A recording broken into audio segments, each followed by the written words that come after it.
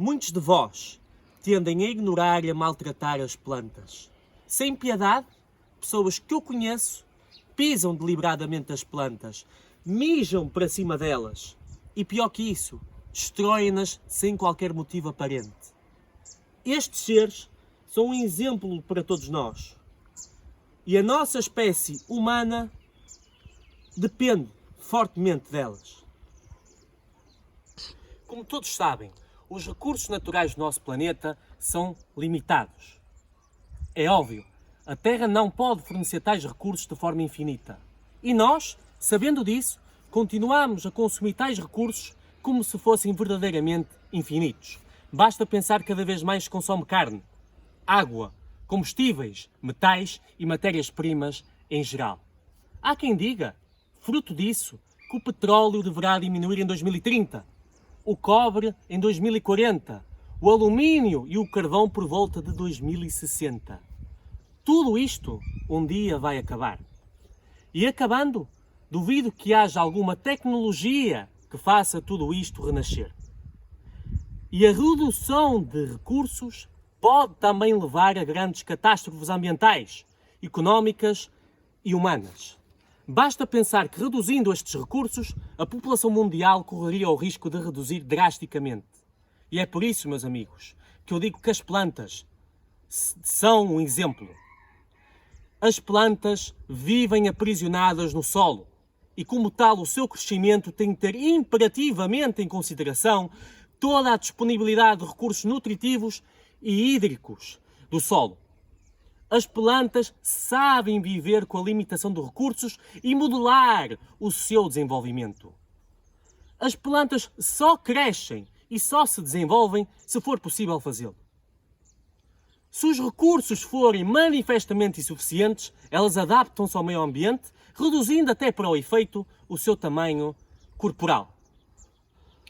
As plantas, para sobreviverem ao meio em questão, são capazes de se curvar, de rastejar e até de interromper o seu crescimento. Nós não fazemos isso. Mesmo tendo consciência desta escassez de recursos, continuamos a consumir desenfreadamente como se nada se passasse. É por isso que eu digo, as plantas são um exemplo para nós. Outro aspecto importante é o facto das plantas serem essenciais à manutenção da vida na Terra. Através da fotossíntese, as plantas realizam um grande trabalho de despoluição ao conseguirem absorver e degradar muitos dos compostos contaminantes produzidos por nós humanos. Nós produzimos milhões de toneladas de dióxido de carbono. E este dióxido de carbono acumula-se na atmosfera e é responsável pelo famoso efeito estufa e pelo aumento da temperatura.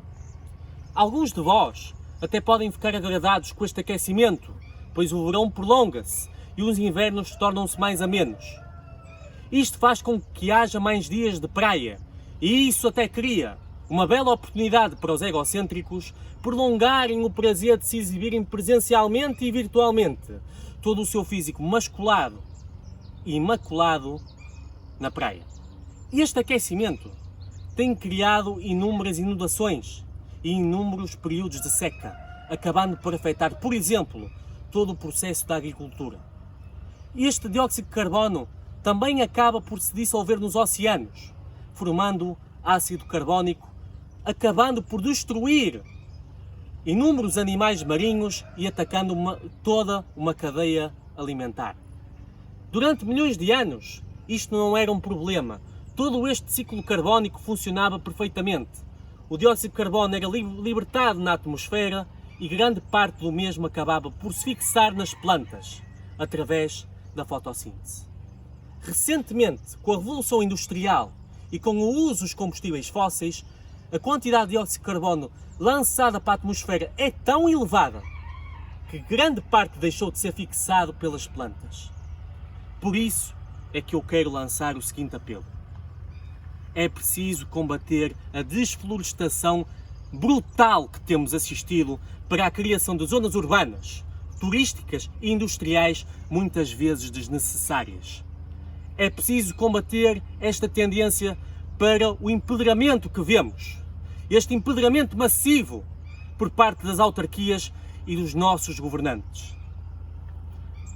As cidades, sendo um grande foco de produção de dióxido de carbono, deveriam de estar cobertas por vegetação e por plantas. Não apenas nos sítios convencionais, como os parques, os jardins e os canteiros, mas um pouco por todo lado. E eu tenho plantas em todo lado. As plantas podem ajudar-nos.